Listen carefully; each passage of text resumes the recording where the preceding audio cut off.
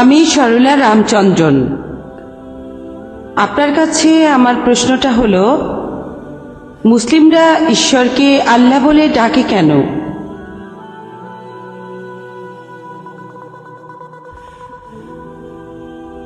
বোন, আপনি প্রশ্ন করলেন আমরা মুসলিমরা ঈশ্বরকে কেন আল্লাহ বলি। আমার লেকচারের আগে আপনাদের সামনে আমি আল্লাহর সংজ্ঞা দিয়েছি পবিত্র কোরআন থেকে। পবিত্র কোরআনের সূরা ইখলাসে বলা হয়েছে, কুল হুয়াল্লাহু আহাদ, বলো তিনি আল্লাহ এক, অদ্বিতীয়। আল্লাহুস সামাদ, আল্লাহ বিনশ্বর, চিরস্থায়ী। লাম ইয়ালিদ ওয়া লাম ইউলাদ, তিনি জন্ম দেননি, জন্ম নেননি। ওয়া লাম ইয়াকুল্লাহু কুফুয়ান আহাদ, এই বিশ্ব জগতে আল্লাহর সমতুল্য আর কিছুই নেই। তবে কোরআন এছাড়াও বলছে, সূরা ইসরার 110 নম্বর আয়াতে উল্লেখ করা হয়েছে, বলা হয়েছে, কুলিদুল্লাহ আবদুর রহমান আইয়ামা তাদউ ফালাহুল আসমাউল হুসনা, তাকে তোমরা আল্লাহ বলে ডাকো বা রহমান, তোমরা তাকে যে নামেই ডাকো না কেন, সব সুন্দর নামগুলো তো তারই। একই কথা যে সব সুন্দর নামগুলো আল্লাহ তাআলার, এটা কোরআনে সূরা আরাফের 180 নম্বর আয়াতে উল্লেখ করা হয়েছে, সূরা হাশরের 24 নম্বর আয়াতে উল্লেখ করা হয়েছে, এছাড়াও সূরা তাহা 8 নম্বর আয়াতে উল্লেখ করা হয়েছে। বলা হয়েছে যে সব সুন্দর নামগুলো আল্লাহ তাআলার, তবে এইসব নামে আপনাদের মনে কোনো ছবি ভেসে উঠবে না, নামটা হবে একটা সুন্দর নাম। আমরা মুসলিমরা কেন সর্বশক্তিমান ঈশ্বরকে গড না বলে আল্লাহ বলে সম্বোধন করি? কারণ আরবি শব্দ আল্লাহ একটা বিশুদ্ধ শব্দ। ইংরেজি শব্দ গড, এটাকে বিকৃত করা যায়। যদি গডের সাথে এস জুড়ে দেন, সেটা হবে গডস, গডের বহু বচন। আল্লাহর সাথে এস জুড়তে পারবেন না, আল্লাহর কোনো বহু বচন নেই, আল্লাহ শুধু একজন। কুল হুয়াল্লাহু আহাদ, বলো তিনি আল্লাহ এক, অদ্বিতীয়। যদি গডের সাথে DESS যোগ করেন, সেটা হবে গডেস, একজন মহিলা ঈশ্বর। মহিলা আল্লাহ বলে কিছু নেই, বা পুরুষ আল্লাহ। আল্লাহ, তার কোনো লিঙ্গ নেই। বড় হাতের জি দিয়ে গড লিখলে সেটাই সত্যিকারের গড, ছোট হাতের জি দিয়ে গড লিখলে সেটা মিথ্যে গড। আল্লাহ কেবলমাত্র একজনই ইসলামে, কোনো নকল আল্লাহ নেই, একজন সত্যি আল্লাহ। যদি গডের সাথে ফাদার যোগ করেন, সেটা হবে গড ফাদার, সে আমার গড ফাদার, সে আমার অভিভাবক। আল্লাহর সাথে আব্বা লাগাতে পারবেন না, বা ফাদার লাগাতে পারবেন না। আল্লাহ আব্বা বা আল্লাহ ফাদার বলে কিছু নেই ইসলামে।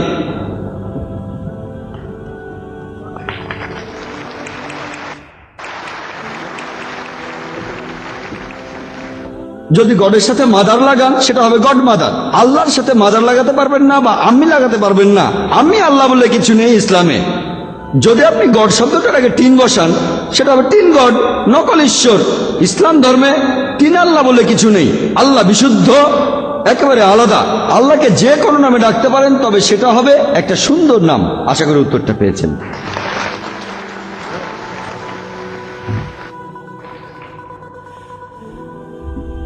আসসালামু আলাইকুম, আমার নাম তাজিম দবির। আমার প্রশ্নটা হলো, অরুণ শরীফ বলেছেন যে কোরআনের 4 নম্বর সূরায় 11 ও 12 নম্বর আয়াতে উত্তরাধিকারীদের সম্পত্তি ভাগাভাগির কথা আছে। সব অংশ যোগ করলে 1-এর বেশি হয়। সেজন্য অরুণ শরীফ বলেছেন যে কোরআন যিনি লিখেছেন তিনি অঙ্ক জানেন না। এই সম্পর্কে বলবেন? ভাই, আপনি প্রশ্ন করলেন যে অরুণ শরীফের কথা অনুযায়ী পবিত্র কোরআনে 4 নম্বর সূরার 11-12 নম্বর আয়াতে সম্পত্তি ভাগাভাগি যদি সবগুলো অংশ যোগ করেন, সব উত্তরাধিকারীদের অংশ যোগ করেন, তার যোগফলটা 1-এর বেশি হবে।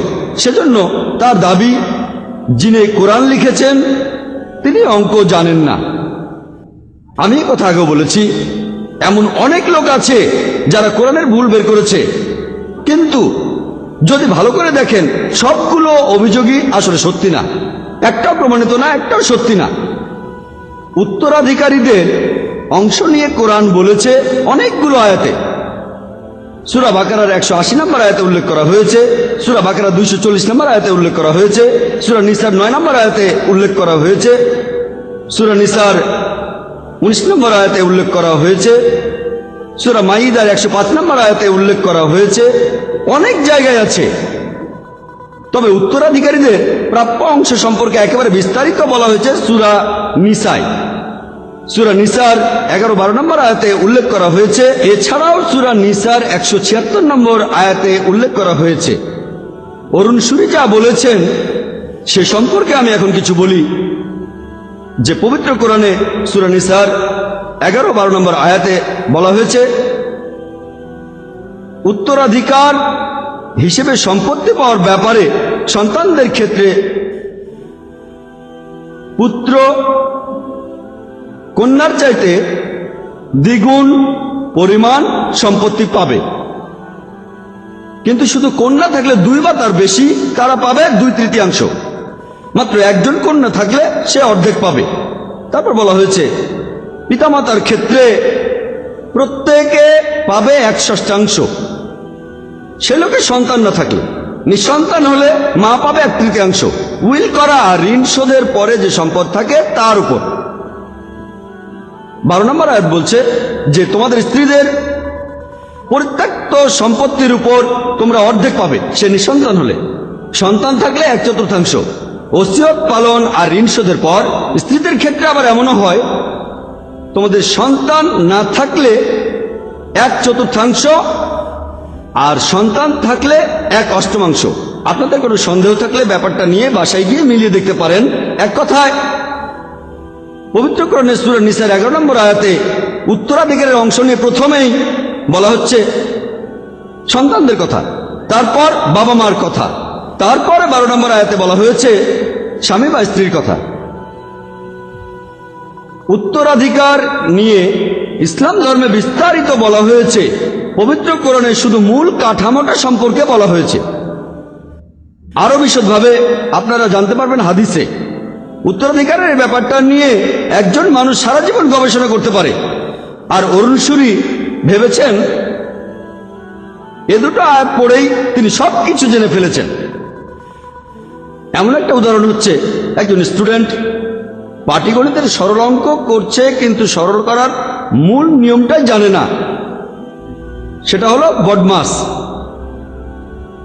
এই বডমাসের নিয়ম অনুযায়ী BODMAS সব প্রথমে যে চিহ্নই থাকুক না কেন, যোগ বিয়োগ গুণ ভাগ, প্রথমে আমরা যে কাজটা করব ব্র্যাকেট অফ করা, BO, তারপর D ডিভিশন মানে ভাগ, তারপর M মাল্টিপ্লিকেশন গুণ, তারপর A এডিশন যোগ, তারপর S সাবট্রাকশন বিয়োগ। আপনি সরলের এই নিয়মটা বদমাস না জানলে প্রথমে যদি বিয়োগ করেন, তারপর গুণ করেন, তারপর যোগ, তারপর ব্র্যাকেট অফ করেন, তাহলে উত্তরটা অবশ্যই ভুল হবে। একইভাবে অরুণ সুরি নিজেই অঙ্ক জানেন না, উত্তরাধিকারের অংশ কিভাবে ভাগাভাগি হবে ইসলামের আইন অনুযায়ী। উত্তরাধিকারের অংশ ভাগাভাগির ক্ষেত্রে ইসলামের আইন অনুযায়ী প্রথম হিসাব করা হয় স্বামী বা স্ত্রীকে, তারপর বাবা মাকে, তারপর যে অংশটা বাকি থাকে সে অংশটা সন্তানরা পায়। যদি এভাবে হিসেব করেন তাহলে অংশগুলো যোগ করলে কখনোই 1-এর বেশি হবে না। আশা করি উত্তরটা পেয়েছেন।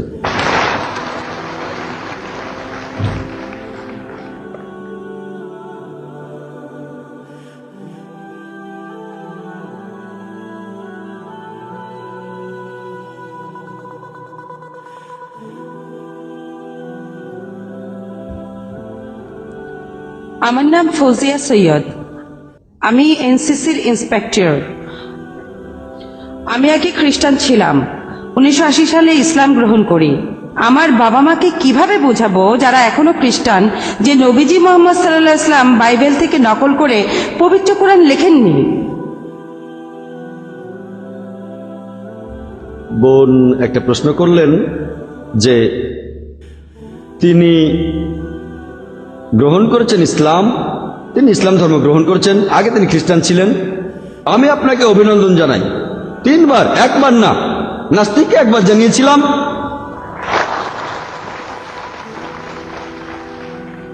আপনাকে অভিনন্দন জানাই 3 বার। কারণ আপনি বলেছেন লা ইলাহা, তারপর ইল্লাল্লাহ, আর তারপর মুহাম্মদুর রাসূলুল্লাহ, অর্থাৎ আল্লাহ ছাড়া কোনো উপাস্য নেই এবং মুহাম্মদ সাল্লাল্লাহু আলাইহি সাল্লাম হলেন আল্লাহর রাসূল। আমি আপনাকে অভিনন্দন জানাই। আপনি প্রশ্ন করলেন যে কিভাবে প্রমাণ করবেন, কিভাবে আপনার আত্মীয় স্বজনকে বোঝাবেন যে পবিত্র কোরআন নকল করা হয়নি, কোরআনের কথা অন্য কোনো বই থেকে নেওয়া হয়নি অথবা বাইবেল থেকে। আমি আগেও বলেছি এটা ঐতিহাসিক সত্য যে নবীজি নিরক্ষর ছিলেন, এতেই সব প্রমাণিত হয়। আর পবিত্র কোরআন বলছে, সূরা আরাফের 157 নম্বর আয়াতে উল্লেখ করা হয়েছে যে তারা অনুসরণ করে সেই নবীকে, সেই রাসূলকে অনুসরণ করে, নিরক্ষর নবী যার উল্লেখ আছে তাদেরই গ্রন্থে তাওরাত ও ইনজিলে। আপনি যদি বাইবেল পড়েন, এটার উল্লেখ আছে বুক অব আইজায়াতে 29 নম্বর অধ্যায়ের 12 অনুচ্ছেদে, আসমানি কিতাব দেয়া হবে সেই নবীকে যে পড়তে জানে না। কোরআন বলছে তাদের ধর্মগ্রন্থই আছে, আপনারা যদি বাইবেল পড়েন দেখতে পাবেন আইজায়ার 29 নম্বর অধ্যায়ের 12 অনুচ্ছেদে যে পশ্চিমারা অভিযোগ করে যে নবীজি বাইবেল থেকে কপি করেছেন, নাউজুবিল্লাহ, তারা এটা বুঝতে পারে না যে আমাদের নবীজির সময়কালে কোনো আরবি বাইবেল ছিল না। প্রথম সবার আগে ওল্ড টেস্টামেন্টের যে আরবি অনুবাদটা করা হয়েছিল সেটা লিখেছেন আর সেডিয়াস গাউন, এবং সেটা 900 সিতে, অর্থাৎ কমন এরা, নবীজি মারা যাওয়ার 200 বছরের পরে।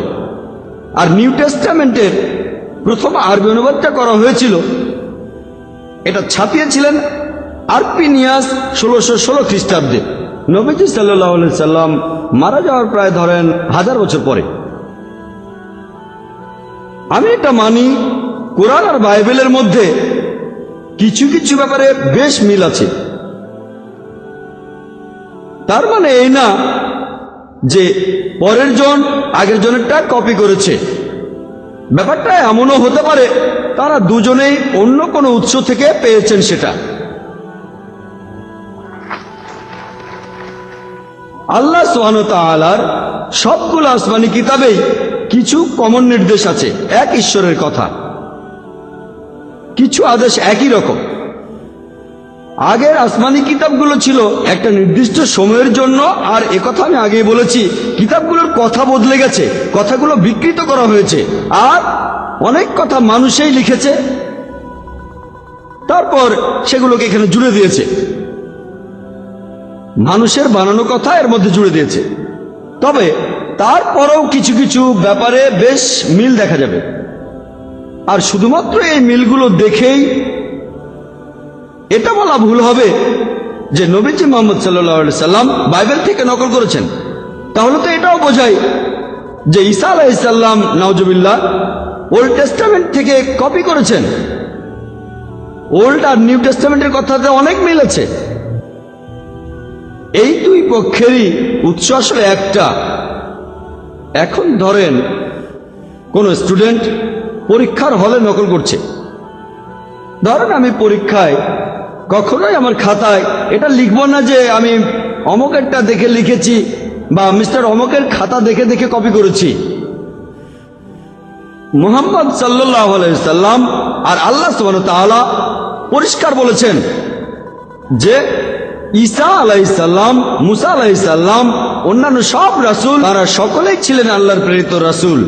তাদেরকে প্রাপ্য মর্যাদা আর সম্মান দিয়েছেন। যদি কপি করতেন তাহলে বলতেন না যে ঈসা আলাইহিস সালাম, মুসা আলাইহিস সালাম এরা আল্লাহর প্রেরিত রাসূল। এটাই প্রমাণ তিনি কপি করেননি। শুধু ঐতিহাসিক তথ্যের উপর নির্ভর করে বলা কঠিন যে কার কথাটা সঠিক, বাইবেল না কোরআন। তাই আসুন বিজ্ঞানের সাহায্যে এই বই দুটোকে পরীক্ষা করি। চোখ বুলালে মনে হবে কোরআন আর বাইবেলের কিছু কিছু কথা একেবারে পুরোপুরি একই রকম, কিন্তু যদি ভালো করে দেখেন সেখানেও কিছু পার্থক্য আছে। উদাহরণ হিসেবে বাইবেলের প্রথম বইতে বুক অব জেনেসিস 1 নম্বর অধ্যায়ে বিশ্বজগৎ সৃষ্টির কথা আছে। পৃথিবী আর আকাশমণ্ডলী সবকিছু সৃষ্টি হয়েছে 6 দিনে। এখানে দিন বলতে 24 ঘন্টার দিনকে বোঝানো হয়েছে।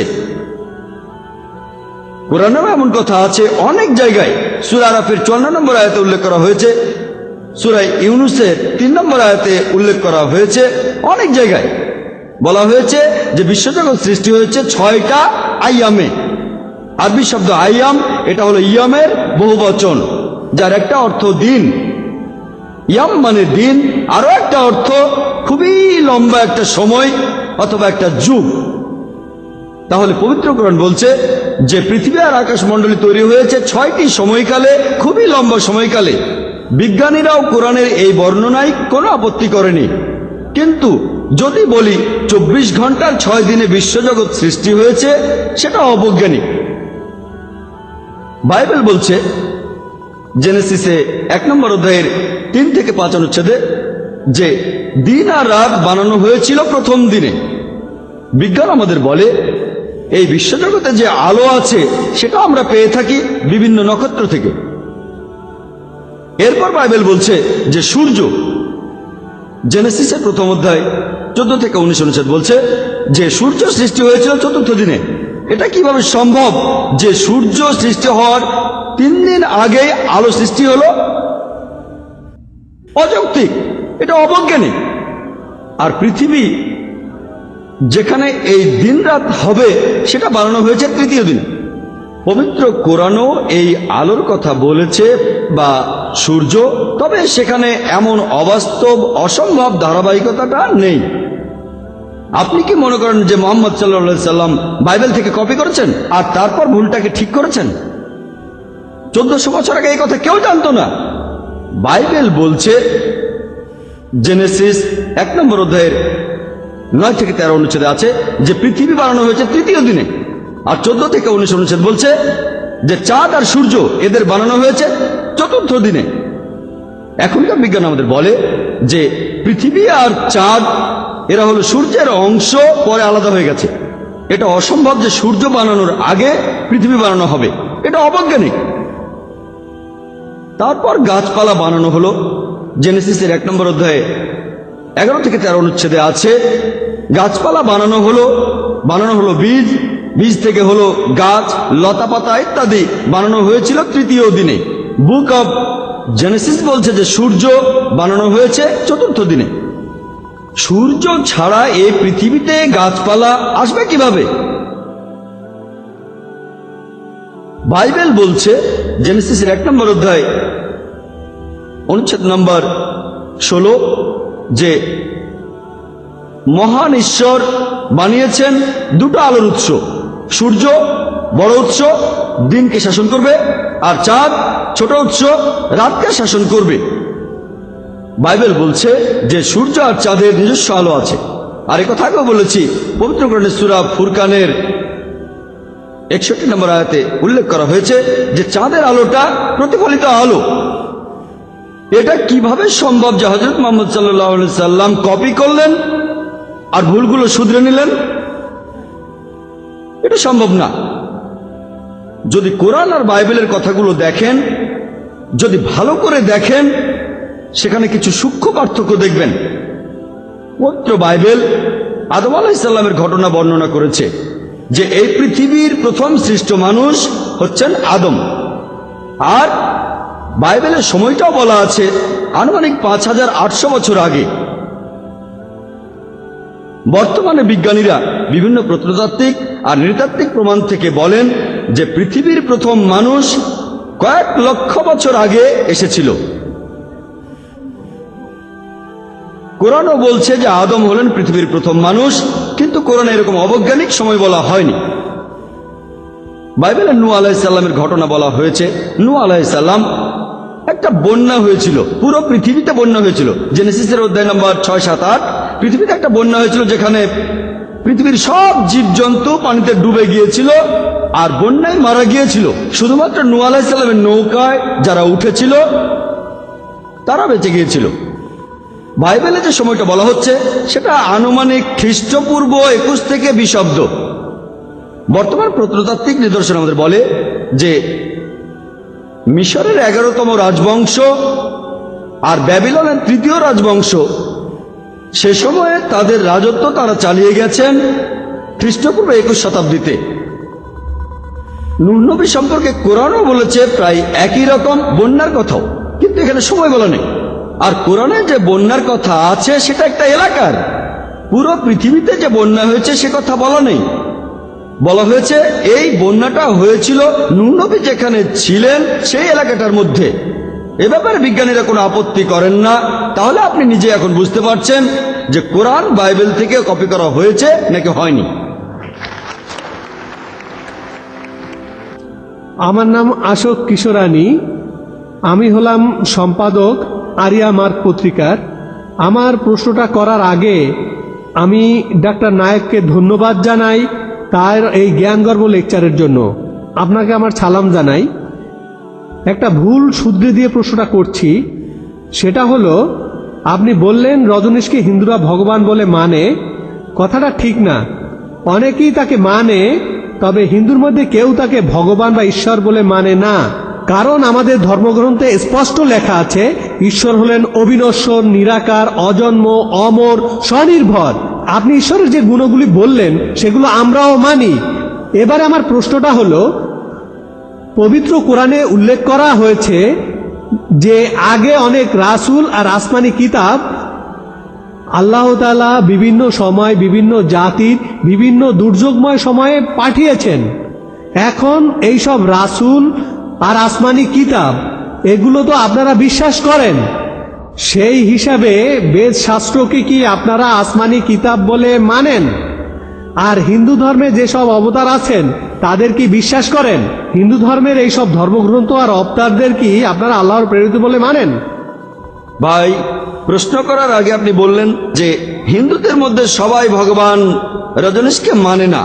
ভাই, এ কথা আমি কখনো বলিনি যে হিন্দুদের সবাই ভগবান রজনীশকে মানে। এখানে সবকিছু রেকর্ড করা হচ্ছে, পরে দেখে নেবেন আপনি। আমি বলেছি কিছু লোক ভগবান রজনীশকে ঈশ্বর মানে। এখানে কিছু ভুল বোঝাবুঝি হয়ে গেছে আপনার আমার মাঝে। এ কথা কখনো বলিনি যে সব হিন্দুই তাকে মানে। আমি জানি হিন্দুরা কি মানে, আমি তাদের ধর্মগ্রন্থ পড়েছি। আর ভাই প্রশ্ন করলেন, প্রশ্নটাও খুব সুন্দর ছিল যে আমি কি এটা মানি। পবিত্র কোরআন বলছে আল্লাহ অনেক দূত পাঠিয়েছেন, অনেক আসমানি কিতাব। আমি কি বেদে বিশ্বাস করি? আমি কি বেদ শাস্ত্র মানি? আর অন্যান্য দূতদের আমি মানি কি না? এটাই প্রশ্ন। আমি আপনার সাথে একমত। পবিত্র কোরআনে অনেক জায়গায় আছে। পবিত্র কোরআনে সূরা ফাতিরের 24 নম্বর আয়াতে উল্লেখ করা হয়েছে, বলা হয়েছে যে ওয়া ইমিন উম্মাতিন ইল্লা খালাফিয়া নাজির, যে এমন কোন জাতি নেই যেখানে আমি কোন সতর্ককারী বা পথ প্রদর্শক পাঠাইনি। পবিত্র কোরআনে সূরা রাদের 7 নম্বর আয়াতে উল্লেখ করা হয়েছে ওয়ালিকুল্লি কওমিন হাদ, প্রত্যেক জাতির জন্য আমি সতর্ককারী পাঠিয়েছি। আপনি প্রশ্ন করলেন আমি কি বেদ শাস্ত্রে বিশ্বাস করি আর আমি ঈশ্বর প্রেরিত অন্যান্য দূতদের বিশ্বাস করি কিনা। নাম ধরে পবিত্র কোরআনে মোট 25 জন নবী রাসূলের নাম আছে। আদম, ইব্রাহিম, মুসা, ইসমাইল, যিশু, মুহাম্মদ, আল্লাহ তাদের সবাইকে শান্তিতে রাখুন। তবে আমরা জানি যে পৃথিবীতে 1,24,000-এরও বেশি নবী এসেছেন মানুষকে সুপথে পরিচালনা করতে। নাম দিয়ে 25 জন নবী রাসূলকে চিনি, অন্যরা হতে পারে নাও হতে পারে, নিশ্চিতভাবে বলতে পারছি না। আপনি প্রশ্ন করলেন আমি কি এটা মানি যে বেদ হলো মহান ঈশ্বরের বাণী। আসুন দেখি কোরআন আর বেদের মধ্যে মিল আছে কিনা। হ্যাঁ আছে, যেহেতু ঈশ্বর নিয়ে কথা, কোরআনে ঈশ্বর নিয়ে বলা হয়েছে এবং বেদেও ঈশ্বর নিয়ে বলা হয়েছে। যদি আপনি বেদ পড়েন তাহলে দেখবেন যজুর্বেদে আছে 3 নম্বর অধ্যায়ের 32 অনুচ্ছেদে নাতাস্তি প্রতিমা আস্তি, মহান ঈশ্বরের কোন রকম প্রতিমূর্তি নেই।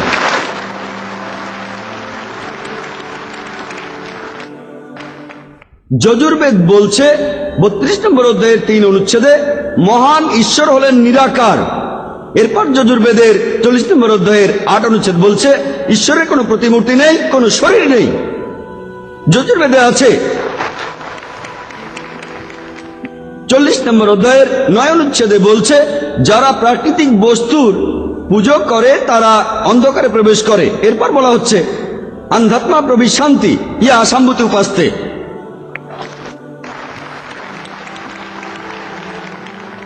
তারা আরো বেশি অন্ধকারে প্রবেশ করে যারা মানুষের তৈরি জিনিসের পুজো করে।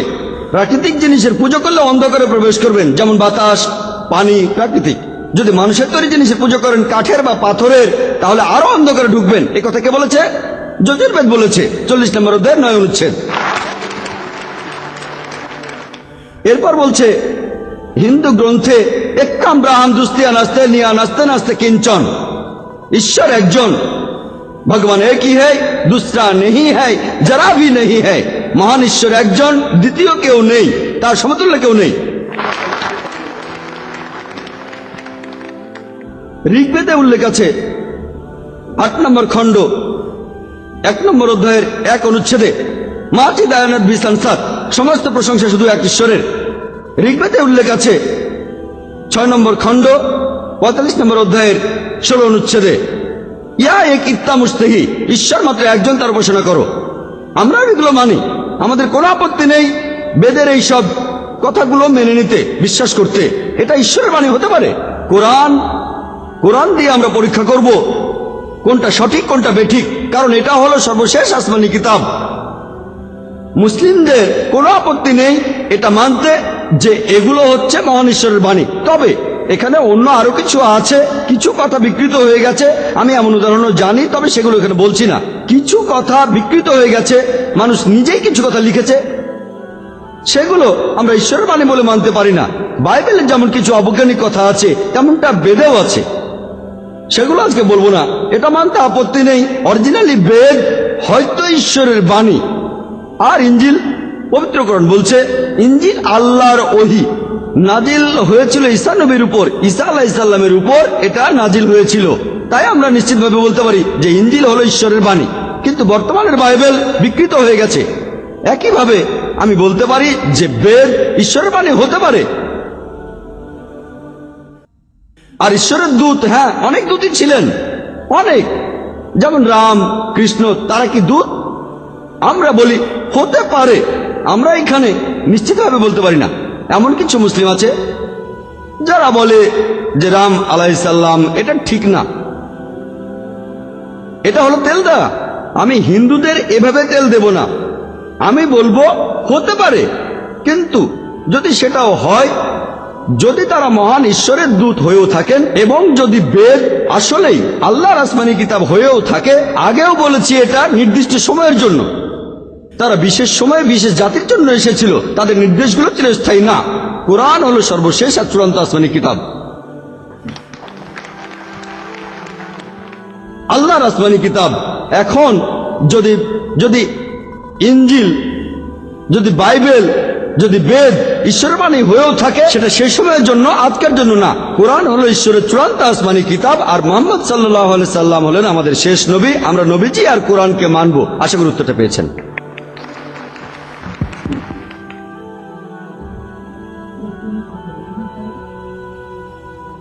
আমার নাম মেহনাজ সৈয়দ, আমি একজন স্টুডেন্ট। আমার প্রশ্ন হলো, কে আল্লাহকে সৃষ্টি করেছে?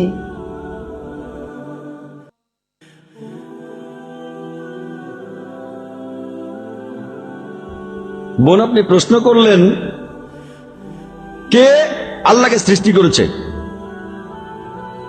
এই প্রশ্নটা সাধারণত করে থাকে একজন নাস্তিক, যে ঈশ্বর মানে না। একটা ঘটনার কথা মনে পড়ে গেল। একবার আমার এক বন্ধু, আমার খুবই ঘনিষ্ঠ এক বন্ধু, সে একটা আলোচনায় যোগ দিয়েছিল বোম্বের একটা নাস্তিক দলের সাথে, যারা ঈশ্বর মানে না। আর সে তাদের বোঝাতে যাচ্ছিল যে ঈশ্বর বলে একজন অবশ্যই আছেন, আর বলা শুরু করলো এটা একটা কোট, এটা কে বানিয়েছে, এটা কোত্থেকে এসেছে। তারা বললো এটা দর্জি বানিয়েছে। ভালো, এটা একজন বানিয়েছে।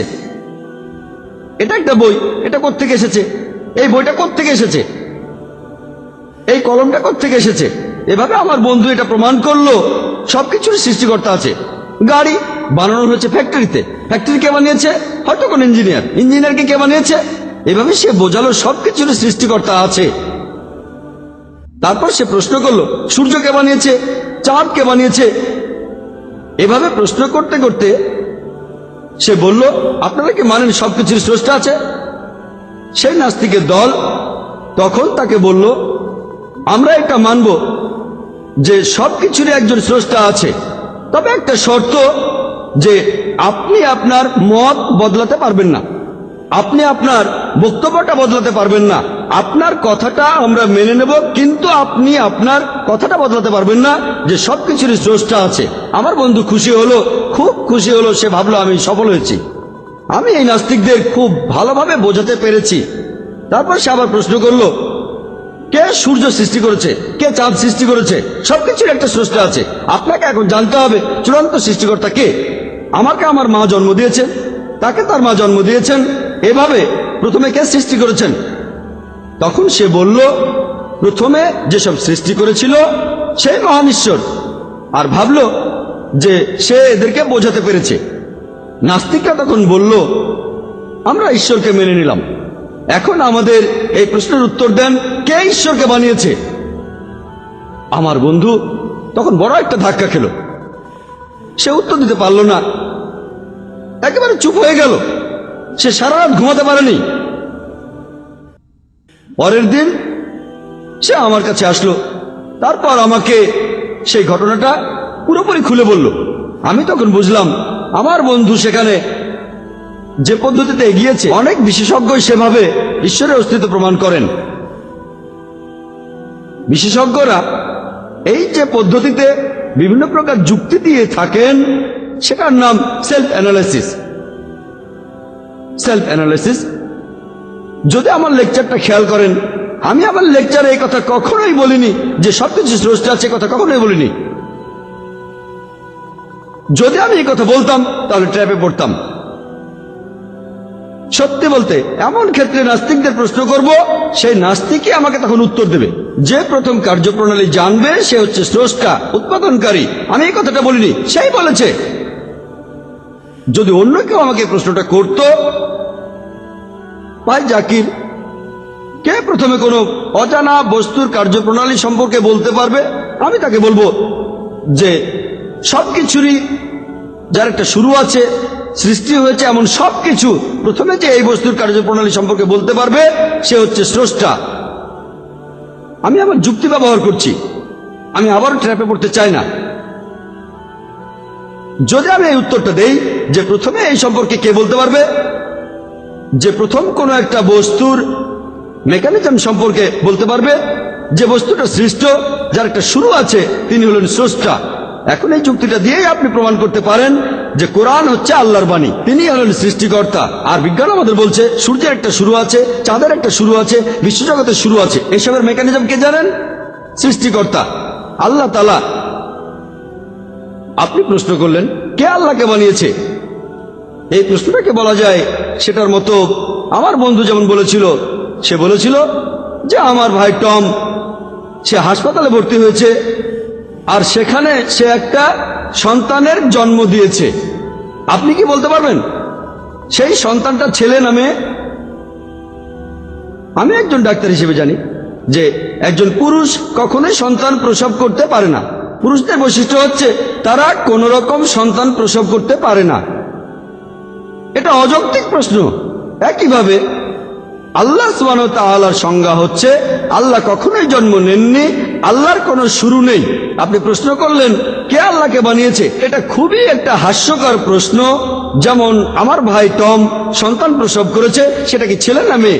আশা করি উত্তরটা পেয়েছেন।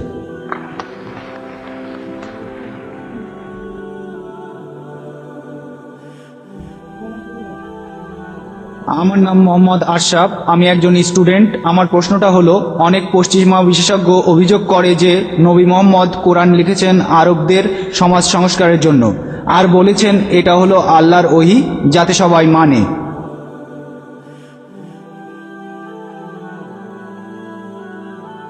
ভাই আপনি প্রশ্ন করলেন, আর আমি আপনার সঙ্গে একমত যে কিছু পশ্চিমা বিশেষজ্ঞ তারা বলেছেন যে আমাদের নবীজি মুহাম্মদ সাল্লাল্লাহু আলাইহি সাল্লাম তিনি মিথ্যে বলেছেন, নাউজুবিল্লাহ, আর বলেছেন যে কোরআন আল্লাহর ওহী যাতে করে সংস্কার করতে পারেন আরবদের। আমি এটা মানি যে পবিত্র কোরআনের কথা আর নবীজি মুহাম্মদ সাল্লাল্লাহু আলাইহি সাল্লামের অভিপ্রায় শুধু আরবদের সংস্কার করা নয়, পবিত্র কোরআন আর নবীজি মুহাম্মদ সাল্লাল্লাহু আলাইহি সাল্লাম চেয়েছেন পুরো মানুষ জাতির সংস্কার করতে, শুধু আরবদের না। যদি আপনি বলেন, আমরা অভিযোগটা ভালো করে দেখি, যদি নবীজি চাইতেন শুধুমাত্র আরবদের উন্নতি, তাহলে কেন একজন লোক অসৎ উপায়ে তাদেরকে সৎ বানাতে চাইবে? চিন্তা করেন, আপনি সবাইকে ভালো মানুষ বানাতে চাইছেন, আর আপনিই শুরু করেছেন মিথ্যে কথা দিয়ে। এই কাজগুলো তারাই করতে পারে যারা আসলেই ভণ্ড, যারা টাকার জন্য করে, সবার সামনে বলে পৃথিবীর সংস্কার করতে চায়, কিন্তু মনে মনে অন্য ফন্দি আটে। এ কথা আগে প্রমাণ করেছি যে নবীজি টাকার জন্য এসব করেননি। তাহলে যদি চূড়ান্ত লক্ষ্য থাকে সত্যি, মাধ্যমটাও সত্যি হতে হবে। পবিত্র কোরআনে সূরা আনামের 93 নম্বর আয়াতে উল্লেখ করা হয়েছে যে তার চাইতে বড় জালিম আর কে আছে যে মিথ্যে রচনা করে আল্লাহ তাআলা সম্পর্কে, আর বলে যে আমার উপর ওহী নাজিল হয়েছে যখন তার উপরে কোনো ওহী নাজিল হয়নি, অথবা বলে আমি সেই রকম ওহী নাজিল করব যেমনটা আল্লাহ নাজিল করেছেন। যদি নবীজি মিথ্যে কথা বলতেন তাহলে নিজের বইতে কখনো লিখতেন না যে মিথ্যে যে বলে সে একজন জালিম। তার জীবনের কোনো এক সময়ে হয়তো এই ব্যাপারটা ফাঁস হয়ে যেত, তাহলে তখন নবীজিকেই বলা হতো একজন জালিম। এরপর কোরআনে সেই জালিমের শাস্তির কথা আছে। পবিত্র কোরআনে সূরা আল হাক্কার 44 থেকে 47 আয়াতে উল্লেখ করা হয়েছে যে যদি নবী মুহাম্মদ আমার নামে কিছু লিখে চালানোর চেষ্টা করত আল্লাহ সুবহানাহু ওয়া তাআলার নামে, আমি অবশ্যই তার ডান হাত ধরে ফেলতাম। আমি তখন তার ডান হাত ধরতাম এবং তার জীবন ধমনী কেটে ফেলতাম। তোমাদের মধ্যে কেউ তাকে রক্ষা করতে পারত না, এমনকি নবীদেরকেও রেহাই দেওয়া হবে না। যদি কোনো নবী কখনো মিথ্যে কথা বলতেন, তিনি যদি নবী মুহাম্মদ সাল্লাল্লাহু আলাইহি সাল্লাম হতেন, নাউজুবিল্লাহ, তিনি এমনটা কখনোই করেননি। এমনকি যদি কোনো নবীও মিথ্যে বলতেন, কোরআন বলছে তার হৃৎপিণ্ডের ধমনী কেটে ফেলা হবে। যদি নবীজি মুহাম্মদ সাল্লাল্লাহু আলাইহি সাল্লাম মিথ্যে বলতেন তাহলে কোনো এক সময় সেটা ধরা পড়ে যেত, তখন তার দেয়া আদেশ অনুযায়ী অন্যরা তাকে মেরে ফেলত। এছাড়াও এমন শাস্তির কথা সূরা শুরার 24 নম্বর আয়াতে উল্লেখ করা হয়েছে। এছাড়াও সূরা নাহলের 105 নম্বর আয়াতে উল্লেখ করা হয়েছে। এছাড়া এমন ঘটনাও আছে যেখানে কোরআন নবীজির ভুল শুধরে দিয়েছে। যদি নবীজি কোরআন লিখতেন সমাজ সংস্কারের জন্য, নাউজুবিল্লাহ, তাহলে তিনি নিশ্চয়ই সেগুলোর কথা লিখতেন না, তার নিজের কিছু কাজ যেগুলো আল্লাহ পছন্দ করেননি। উদাহরণস্বরূপ এরকম একটা আয়াত আছে পবিত্র কোরআনের সূরা আবাসায় 80 নম্বর সূরা। বলা হয়েছে যে হে নবী, যখন অন্ধলোক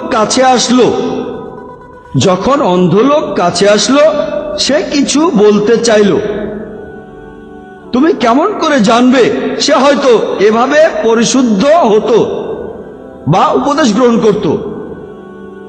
এই সূরাটা নাজিল হয় যখন একজন অন্ধ লোক যার নাম আব্দুল্লাহ ইবনে উম্মি মাকতুম নবীজির কাছে আসলো। তিনি যখন আলোচনা করছেন মক্কার পৌত্তলিকদের সাথে, মুশরিকদের সাথে, আর নবীজি এই জন্য বিরক্তি প্রকাশ করলেন, কারণ তিনি অমুসলিম নেতার সাথে কথা বলছেন। তখন কোন এক অন্ধ মুসলিম বিরক্ত করবে।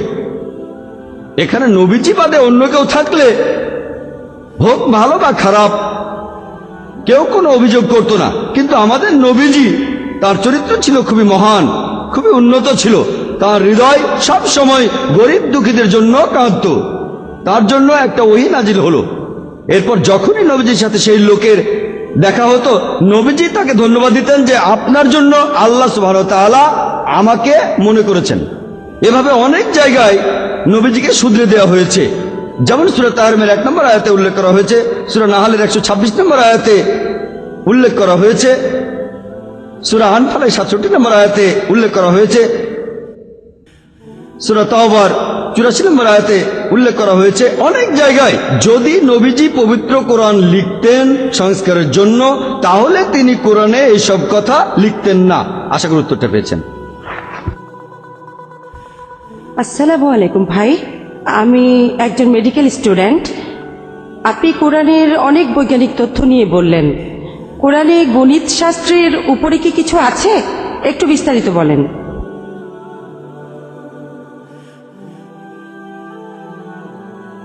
বোন, আপনি প্রশ্ন করলেন, কোরআনের অনেক বৈজ্ঞানিক তথ্য নিয়ে বলেছি, গণিত শাস্ত্রের উপরে কোনো কিছু কোরআনে কি বলা হয়েছে, অথবা কোরআন কি গণিত শাস্ত্র নিয়ে কোনো কথা বলেছে? পবিত্র কোরআনে গণিত শাস্ত্রের উপরে অনেক কিছু আছে। এরকম একটা গণিত শাস্ত্রের নিয়ম যার উপর ভিত্তি করে গণিত শাস্ত্র দাঁড়িয়ে আছে, সেটা law of Aristotle, the excluded middle. বলা হচ্ছে প্রত্যেকটা প্রস্তাব, প্রত্যেকটা বক্তব্য সত্যি বা মিথ্যে হতে পারে। অনেক দিন পর্যন্ত সবাই এটা মেনে চলেছে।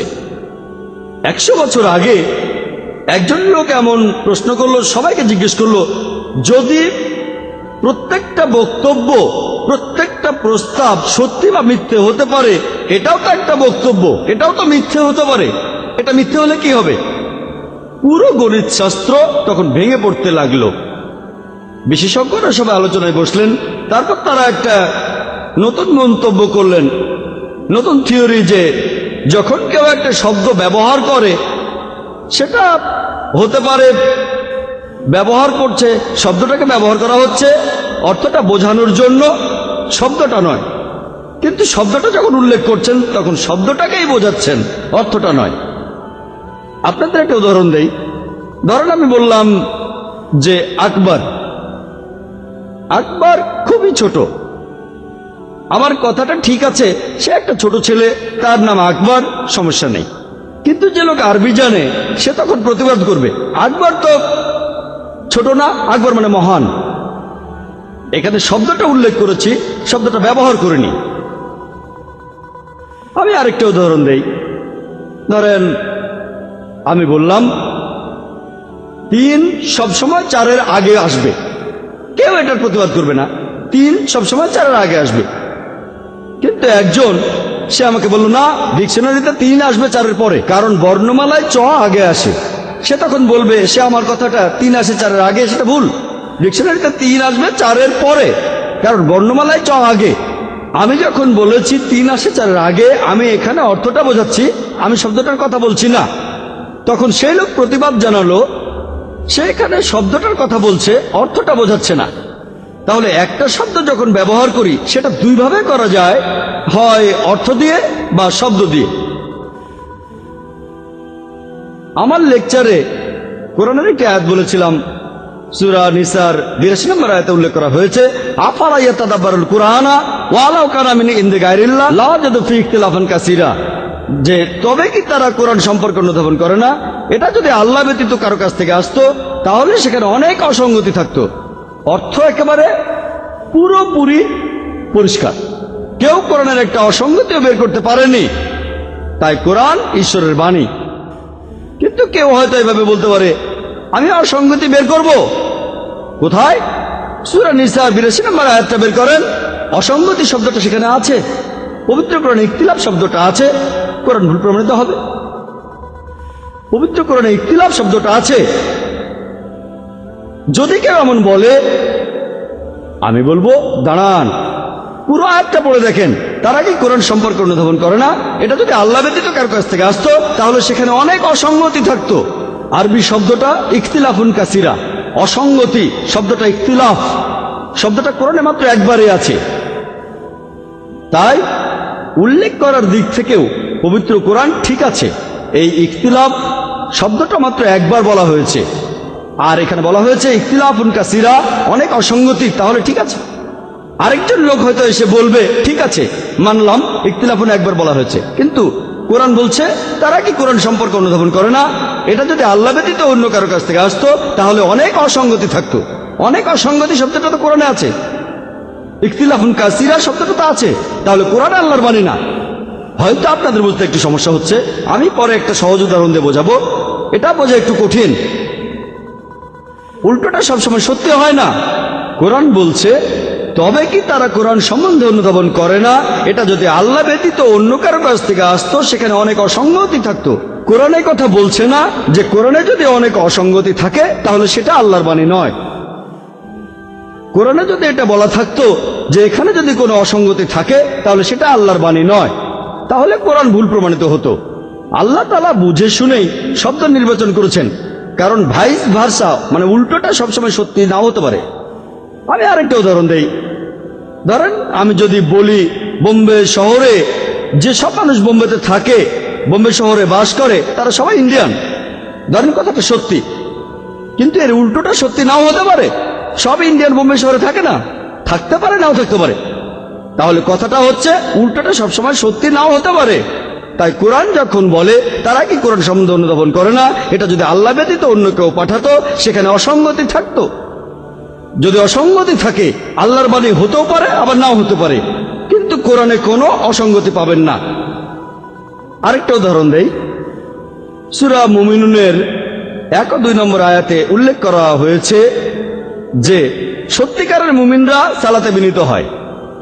এখন এমন হয়তো কেউ বলতে পারে, আমি এমন মুসলিম চিনি যে 5 ওয়াক্ত নামাজ পড়ে কিন্তু সে চুরি করে, মানুষ ঠকায়। প্রত্যেক সম্প্রদায়ের ভেতরে কিছু কুলাঙ্গার থাকে। কোরআন তো ভুল বলেছে, কোরআন বলেছে মুমিনরা সালাতে বিনীত হয়। আমি বলি দাঁড়ান, কোরআনের কথাগুলো একটু ভালো করে শোনেন। কোরআন বলছে সত্যিকারের বিশ্বাসীরা সালাতে বিনীত হয়। কোরআন এই কথা বলছে না সালাতে যারা বিনীত হয় তারা সত্যিকারের মুমিন। কোরআন কি এই কথা বলছে সালাতে যারা বিনীত হয় তারা সত্যিকারের মুমিন? কোরআন তাহলে ভুল প্রমাণিত হতো। আল্লাহ সুবহানাহু ওয়া তাআলা হলেন সর্বশ্রেষ্ঠ গণিতবিদ। তিনি জানেন কিছু লোক কোরআনের ভুল বের করার চেষ্টা করবে, তিনি শব্দগুলো নির্বাচন করেছেন। আপনাদের আরেকটা উদাহরণ দেই। পবিত্র কোরআনের সূরা ইমরানের 59 নম্বর আয়াতে উল্লেখ করা হয়েছে যে ঈসার দৃষ্টান্ত আল্লাহর কাছে আদম আলাইহিস সালামের দৃষ্টান্তের সমান। তাকে সৃষ্টি করেছিলেন মাটি থেকে, বলেছিলেন হও, আর হয়ে গেল। অর্থের দিক থেকে কারো কোনো আপত্তি নেই। ঈসা আলাইহিস সালাম, আদম আলাইহিস সালাম দুজনেই সৃষ্টি হয়েছেন মাটি থেকে। অর্থের দিক থেকে একেবারে পরিষ্কার। তবে যদি কোরআনের শব্দগুলো গুনে দেখেন, এই নামটা ঈসা আলাইহিস সালাম বা ঈসা মসিহ অথবা যিশু খ্রিস্ট, এই নামটা পবিত্র কোরআনে মোট 25 বার আছে। আর যদি দেখেন আদম আলাইহিস সালাম, এই নামটাও 25 বার বলা হয়েছে। তাহলে অর্থের পাশাপাশি উল্লেখের দিক থেকেও এটা সঠিক আছে। এমন আরো দৃষ্টান্ত আছে। দেখবেন সূরা আরাফের 176 নম্বর আয়াতে উল্লেখ করা হয়েছে, বলা হয়েছে যারা আমার নির্দেশকে প্রত্যাখ্যান করে তারা কুকুরের মতো। কোরআনে যারা আমার নির্দেশকে প্রত্যাখ্যান করে এটা বলা হয়েছে 5 বার। কুকুরের আরবি শব্দটা হচ্ছে কাল্ব, এটাও বলা হয়েছে 5 বার। এখানে অর্থের পাশাপাশি উল্লেখের দিক থেকেও এটা সঠিক। এরপর সূরা ফাতিরের 20 নম্বর আয়াতে উল্লেখ করা হয়েছে যে অন্ধকার সেটা আলোর মতো নয়। অন্ধকারের আরবি হলো জুলমাত। এটার উল্লেখ কোরআনে আছে মোট 23 বার। আর আল শব্দটার আরবি হলো নূর, এটার উল্লেখ কোরআনে আছে মোট 24 বার। তাহলে এখানে অর্থটা ঠিক আছে, উল্লেখ করার দিক থেকেও সঠিক যে অন্ধকার সেটা আলোর মতো নয়, 23 সেটা 24-এর মতো নয়। তাহলে কোরআন যখন বলছে এটা এরকম, সেখানে অর্থটা ঠিক আছে, উল্লেখের দিক থেকেও সঠিক। আবার কোরআন বলছে এটা এরকম নয়, অর্থ ঠিক থাকার পাশাপাশি উল্লেখ করার দিক থেকেও সেটা সঠিক। এটা ছাড়াও কোরআন এত নিখুঁতভাবে লেখা হয়েছে যে এমনকি একটা কম্পিউটারের পক্ষেও কোরআন লেখা সম্ভব নয়। আগে যেটা বলেছিলাম সূরা ইমরানের 59 নম্বর আয়াতে বলা হয়েছে যে ঈসার দৃষ্টান্ত, ঈসা আলাইহিস সালামের দৃষ্টান্ত আল্লাহ তাআলার কাছে আদম আলাইহিস সালামের দৃষ্টান্তের সমান। তাকে সৃষ্টি করেছিলেন মাটি থেকে, হও আর হয়ে গেল। এদের প্রত্যেকের নাম 25 বার বলা হয়েছে। এছাড়াও যদি 1 নম্বর সূরা ফাতিহা থেকে গুনে যান, 1 নম্বর আয়াত থেকে 3 নম্বর সূরা ইমরানের 59 নম্বর আয়াত পর্যন্ত আদম আলাইহিস সালামের নাম বলা হয়েছে 17 বার। এমনকি ঈসা আলাইহিস সালাম প্রথম সূরার প্রথম আয়াত থেকে সূরা ইমরানের 59 নম্বর আয়াত পর্যন্ত উল্লেখ করা হয়েছে 17 বার। আর এখন কেউ চাইলেও কোরআনের সাজানোটা বদলাতে পারবেন না। গণিত শাস্ত্র নিয়ে এমন আরো অনেক কিছু আছে, কিন্তু এটা প্রশ্নোত্তর পর্ব, তাই এর চেয়ে বেশি বলতে পারবো না। আসসালামু আলাইকুম, আমার নাম রিয়াজ কবির। আমি পেশায় একজন মিউনিসিপ্যাল কন্ট্রাক্টর। আপনার কাছে আমার প্রশ্নটা হলো, আল্লাহর 99টা সুন্দর নাম আছে, তার মধ্যে একটা হলো রাজিক। রাজিক মানে অন্নদাতা। আমার মনে প্রায় একটা প্রশ্ন আসে যে তাহলে কেন মানুষজন ইথিওপিয়া আর সোমালিয়ায় না খেয়ে মারা যাচ্ছে? এটাই আমার প্রশ্ন।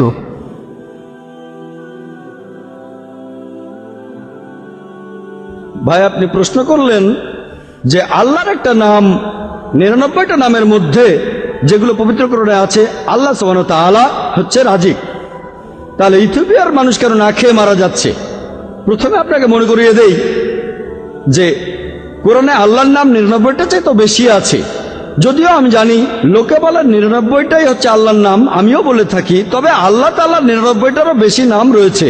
তবে মানুষ সুবিধার জন্য 99টা নাম বেছে নেয়। কেউ হয়তো বিশেষ কিছু নাম বেছে নিল, অন্য কেউ হয়তো অন্য যে নাম সেগুলো বেছে নেবে যখন তারা বই লেখে। তবে কোরআনে আল্লাহ সুবহানাহু ওয়া তাআলার 99টারও বেশি নাম রয়েছে। আর এটাও মানছি যে সেই নামগুলোর একটা হচ্ছে রাজিক, অর্থ যিনি আমাদের খাবার দেন।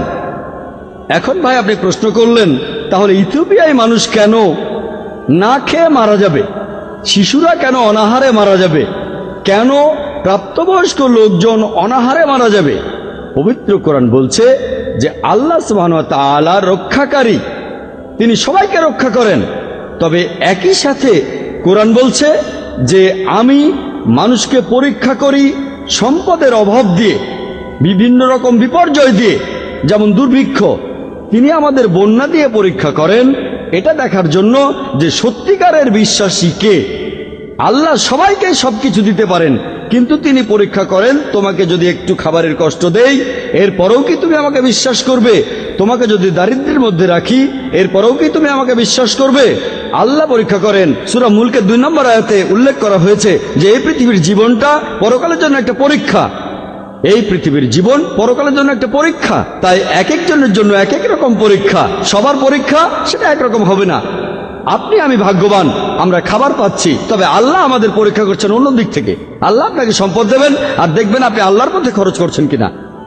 সবাইকে একইভাবে না, কাউকে খাবার দিয়ে পরীক্ষা করছেন, কাউকে সম্পদ দিয়ে, কাউকে তাদের সন্তান দিয়ে, কাউকে স্বামী স্ত্রী দিয়ে, আলাদা আলাদাভাবে পরীক্ষা দিতে বসে বলতে পারবেন না যে এখানে সবাইকে একই রকম প্রশ্ন দিতে হবে। তবে এখানে পরীক্ষাটা যাই হোক, বিচারটা সঠিক হতে হবে। কোরআন বলছে মালিক ইয়াউমিদ্দিন, তিনি হলেন কর্মফল দিবসের মালিক। তিনি আপনাকে যে পরীক্ষাটা দেবেন সেটা দিয়ে তিনি বিচার করবেন। ধরেন দৌড়ের একটা প্রতিযোগিতা, সেখানে একজন লোক খোড়া, তার পা নেই। সেটা যদি 100 মিটার দৌড় হয়, তাকে 50 মিটার সামনে রাখেন, আর যে লোকের 2টো পা আছে সে প্রথম থেকেই শুরু করবে, তাহলে দুজনেই সমান সুযোগ পেল। তাহলে আল্লাহ তাআলা আপনাকে যে পরীক্ষাটা দেবেন সেই অনুযায়ী তিনি আপনার বিচার করবেন। আশা করি উত্তরটা পেয়েছেন।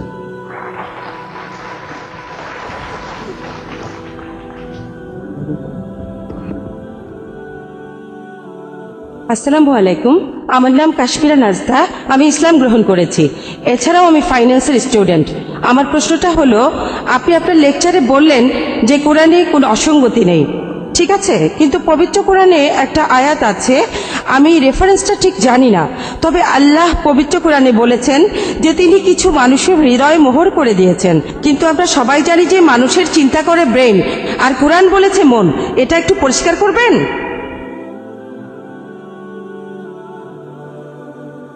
বোন, খুব সুন্দর প্রশ্ন করেছেন। আমিও আপনাকে 3 বার অভিনন্দন জানাই ইসলাম গ্রহণ করার জন্য।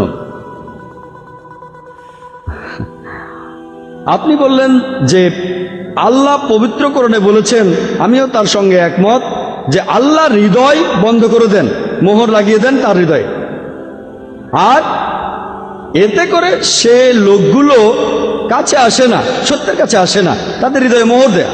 বোন এখানে প্রশ্ন করলেন যে এখন বিজ্ঞান উন্নত হয়েছে আর আমরা জানি যে ব্রেন দিয়ে আমরা সব চিন্তা ভাবনা করি, হৃদয় ভাবে না। আগেকার মানুষ ভাবতো যে হৃদয় চিন্তা করে, তাহলে তো কোরআনে ভুল বলা হয়েছে। যদি খেয়াল করেন, আমার লেকচারের শুরুতে আমি কোরআনে আরেকটা আয়াত বলেছিলাম, 3 নম্বর আয়াত, সূরা তাহার 25 থেকে 28 নম্বর আয়াতে উল্লেখ করা হয়েছে, রাব্বি ইশরাহ লি সাদরি, হে আমার প্রভু, আমার বক্ষ প্রশস্ত করে দাও। রাব্বি ইশরাহ লি সাদরি ওয়া ইয়াসসির লি আমরি ওয়াহলুল উকদাতাম মিন লিসানি ইয়াফকাহু কাওলি, আমার বক্ষ প্রশস্ত করে দাও আর তুমি আমার কাজকে সহজ করে দাও, আমার জিহ্বার জড়তা দূর করে দাও, যাতে তারা আমার কথা বুঝতে পারে। এই শব্দটাই সেখানে আছে, সাদর, হৃদয়। আল্লাহ কেন আমার হৃদয় বাড়িয়ে দেবেন? আরবি শব্দ সাদার, এটার দুটো অর্থ আছে, একটা হলো হৃদয় আর অন্যটা হলো কেন্দ্র। যদি আপনারা করাচি যান দেখবেন অমুক জিনিসের সদর, তমুক জিনিসের সদর, অমুক জিনিসের কেন্দ্র। তাহলে আরবি সদর শব্দটার একটা অর্থ হৃদয় আর একটা অর্থ কেন্দ্র। তাহলে এখানে কোরআন বলছে আমি তাদের কেন্দ্র মোহর করে দিয়েছি, ব্রেইন। আমি আল্লাহ তাআলাকে বলছি রব্বিশ রাহলি সাদরি, হে আমার প্রভু আমার কেন্দ্র প্রশস্ত করো, আমার বুদ্ধি আর শ্রোতাদের সাথে আমার যে ব্যবধান সেটা কমিয়ে দাও। আশা করি উত্তরটা পেয়েছেন।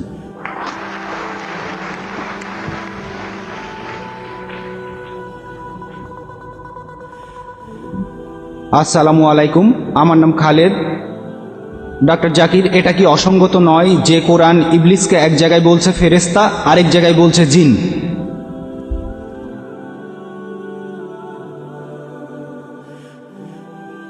ভাই আপনি প্রশ্ন করলেন যে কোরআনের এই কথাটাকে অসঙ্গত নয়, যখন কোরআন বলছে অনেক জায়গায় বলছে যে ইবলিস হচ্ছে ফেরেশতা আর আরেকটা জায়গায় বলছে সে হচ্ছে জিন। আদম আলাইহিস সালাম আর ইবলিস এদের বিভিন্ন ঘটনা কোরআনে অনেক জায়গায় বলা হয়েছে। সূরা বাকারায় উল্লেখ করা হয়েছে, সূরা আরাফে উল্লেখ করা হয়েছে, সূরা হিজাবে উল্লেখ করা হয়েছে, সূরা ইসরাঈ উল্লেখ করা হয়েছে, সূরা কাহাফে উল্লেখ করা হয়েছে, সূরা তাহায় উল্লেখ করা হয়েছে, সূরা সাদে উল্লেখ করা হয়েছে, অনেক জায়গায়। আর এই সবগুলো জায়গায় আমি একমত যে কোরআন বলছে আল্লাহ ফেরেশতাদের বললেন আদমকে সেজদা করতে, সবাই সেজদা করলো, শুধু ইবলিস করলো না। এই হলো ইংলিশ অনুবাদ। আল্লাহ ফেরেশতাদের বললেন সেজদা করো, সবাই সেজদা করলো, শুধু ইবলিস করলো না। কিন্তু কোরআনের একটা আয়াতে ভাই রেফারেন্সটা বলেননি, তিনি তখন সূরা কাফের 50 নম্বর আয়াতের কথা বলছিলেন। সেখানে আছে আমি ফেরেশতাদের সেজদা করতে বললাম, সবাই সেজদা করলো, শুধু ইবলিস বাদে। ইবলিস ছিল জিনদের একজন। যদি ভালো করে দেখেন কোরআনে এক জায়গায় বলছে ইবলিস একজন ফেরেশতা, আরেক জায়গায় বলছে ইবলিস একজন জিন। এটা কি অসঙ্গতি নয়? এটা হচ্ছে একটা ইংলিশ অনুবাদ, পবিত্র কোরআনের অনুবাদ, কিন্তু কোরআন নাজিল হয়েছিল আরবিতে। আর আরবি ভাষায় ব্যাকরণের একটা নিয়ম, সেটাকে বলা হয় তাগলিব। এই তাগলিবের নিয়ম অনুযায়ী যদি সংখ্যাগুরুকে উদ্দেশ্য করে কিছু বলা হয় তখন সংখ্যালঘুকেও তার মধ্যে অন্তর্ভুক্ত করা হয়। আমি একটা উদাহরণ দেই। ধরেন কোনো ক্লাসে 100 জন স্টুডেন্ট আছে, তাদের মধ্যে 99 জনই হলো ছেলে আর একজন মেয়ে। যদি আমি আরবিতে বলি ছেলেরা সবাই উঠে দাঁড়াও, তাহলে সেই মেয়েটাও উঠে দাঁড়াবে, কারণ সে তাগলিবের নিয়মটা জানে। কিন্তু যদি আমি বাংলায় বলি ছেলেরা সবাই উঠে দাঁড়াও, তাহলে 99 জন ছেলে উঠে দাঁড়াবে, মেয়েটা উঠে দাঁড়াবে না। তাহলে কোরআন নাজিল হয়েছিল আরবিতে। আর কোরআন বলছে আল্লাহ ফেরেশতাদের সেজদা করতে বললেন, সবাই সেজদা করলো, শুধু ইবলিস বাদে। বলা হচ্ছে যেখানে যারা ছিল তাদের বেশিরভাগই হচ্ছে ফেরেশতা। ইবলিস ফেরেশতা হতে পারে, ফেরেশতা নাও হতে পারে। তবে সূরা কাহাফের 50 নম্বর আয়াত বলছে যে ইবলিস একজন জিন। তাহলে পবিত্র কোরআনে সূরা কাহাফের 50 নম্বর আয়াত বলছে সে একজন জিন, আর অন্যান্য আয়াত বলছে হতে পারে সে ফেরেশতা হতে পারে, নাও হতে পারে। আমরা এখানে সূরা কাহাফের 50 নম্বর আয়াতের কথাটাই মেনে নেব, এটা কোনো অসঙ্গতি নয়। এখানে আরবি ব্যাকরণের তাগলিবের নিয়ম মানা হয়েছে। আর এছাড়াও ফেরেশতাদের নিজস্ব ইচ্ছা বলে কিছু নেই। আল্লাহ সুবহানাহু ওয়া তাআলা যা বলেন তারা সেটাই পালন করে থাকে। জিনদের নিজস্ব ইচ্ছা আছে, তাহলে এটাও একটা প্রমাণ যে ইবলিস হচ্ছে একজন জিন। আশা করি উত্তরটা পেয়েছেন।